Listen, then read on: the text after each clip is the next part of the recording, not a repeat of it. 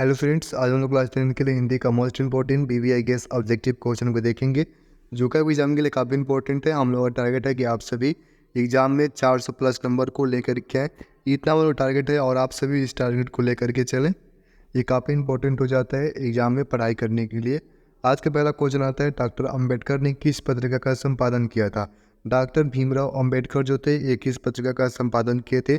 आप लोगों को लास्ट में बताना है कि आप कितने क्वेश्चन के आंसर सही कर पाए हैं, और किसी भी क्वेश्चन का आंसर जो पता होता है, अगर आप साथ में हमारे साथ में कमेंट बॉक्स में आंसर देते हुए चलते हैं तो ये काफ़ी बेहतर है कि आप जल्दी से क्वेश्चन आपको जल्दी याद हो जाएंगे।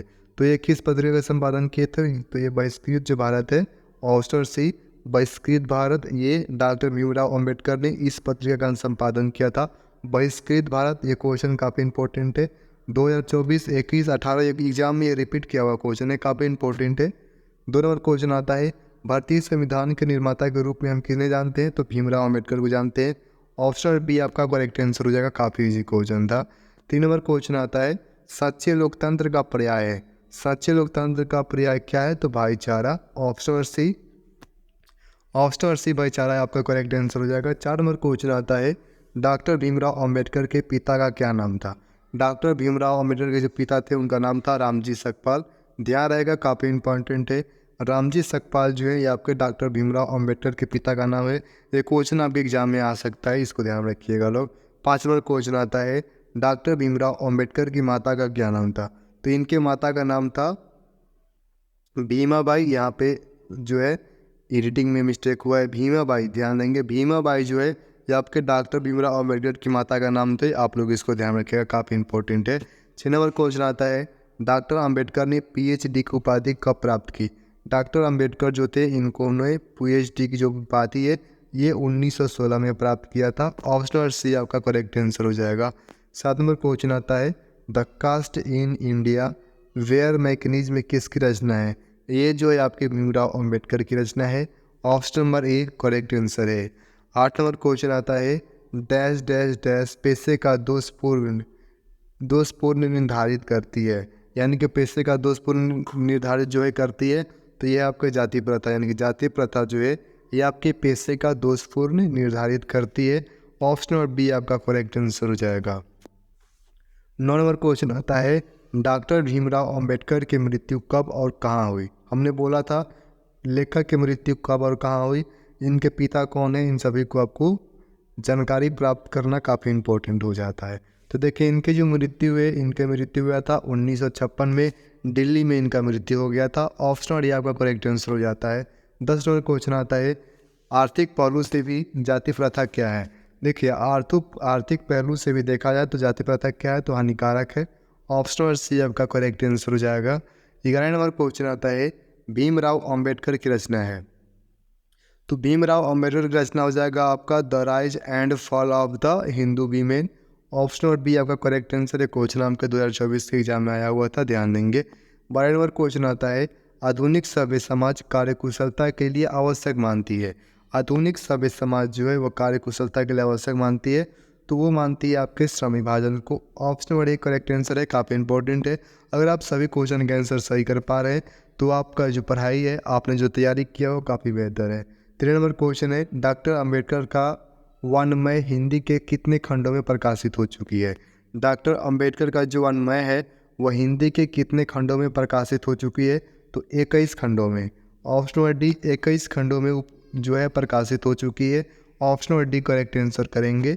14 नंबर क्वेश्चन आता है, हिंदू धर्म की जाति प्रथा किसी भी व्यक्ति को ऐसा पेशा चुनने की अनुमति नहीं देता जो क्या हो।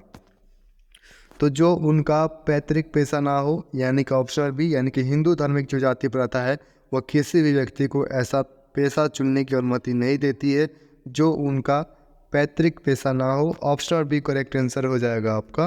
15 नंबर क्वेश्चन आता है, जाति प्रथा भारत में बेरोजगारी का एक कारण बनी हुई है। कैसा कारण बनी हुई है, तो यह बनी हुई है प्रत्यक्ष और प्रमुख दोनों कारण है। ऑप्शन सी, ए और बी दोनों। सी आपका करेक्ट आंसर, काफ़ी इंपॉर्टेंट है, आपके एग्जाम में आया हुआ क्वेश्चन है, इसको ध्यान रखेंगे। 16 नंबर क्वेश्चन आता है, जातिवाद के पोषकों द्वारा श्रम विभाजन किसका दूसरा रूप माना जाता है। जातिवाद के पोषकों के द्वारा जो श्रम विभाजन है यह आपके जाति प्रथा का दूसरा रूप माना जाता है। Option number B correct answer हो जाएगा। काफ़ी इंपॉर्टेंट है, क्वेश्चन को समझते हुए चलेंगे।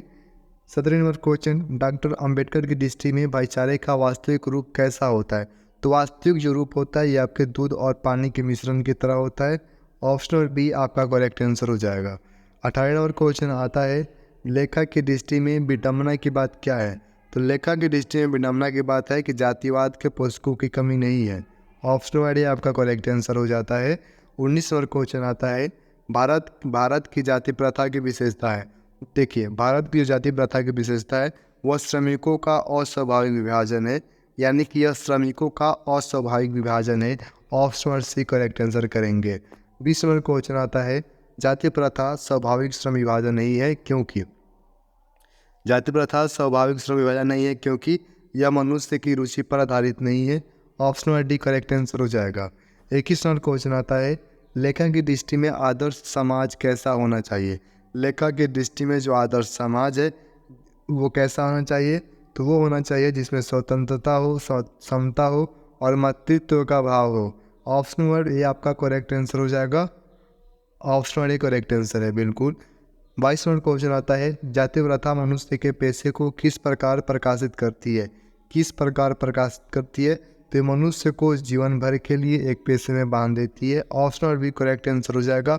यानी कि इस प्रकार से मनुष्य के पेशे को प्रभावित करती है। ध्यान देंगे, ये प्रभावित करती है। Option number B correct answer हो जाएगा। 23 नंबर क्वेश्चन, लेखक आज के उद्योगों में गरीबी और उत्पीड़न से भी बड़ी समस्या किसे मानते हैं? गरीबी और उत्पीड़न से भी बड़ी समस्या किसे मानते हैं? तो वो मानते हैं निर्धारित कार्य को अरुचि के साथ व्यवस्थावश करना, यानी कि निर्धारित कार्य को अरुचि के साथ व्यवस्थावश करना। लेखक जो है इसको आज के उद्योगों में गरीबी और उत्पीड़न से भी बड़ी समस्या मानते हैं। तो ऑप्शन वाले करेक्ट आंसर करेंगे।